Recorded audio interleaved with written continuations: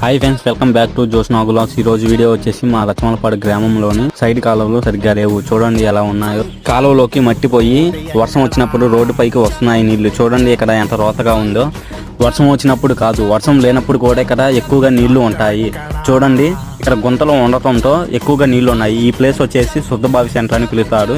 ఇక్కడ చూడండి ఇంకా దారుణంగా ఉంది. ఈ కిరాణా షాప్ దగ్గర 4 దిక్కుల వాళ్ళు వస్తారు, ఇక్కడ జాడి పడుతూ ఉంటారు. చూడండి ఇక్కడ ఎలా ఉందో రోతగా. ఇక్కడ డ్రైనేజ్ సిస్టమ్ ఉంటే బాగుండు.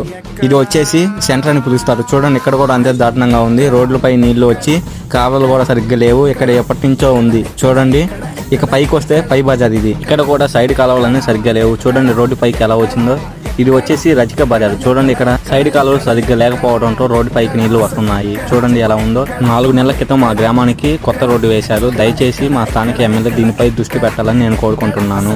ఈ వీడియో మా మాచల స్థానిక ఎమ్మెల్యే దగ్గరకు చేరాలని నేను కోరుకుంటున్నాను.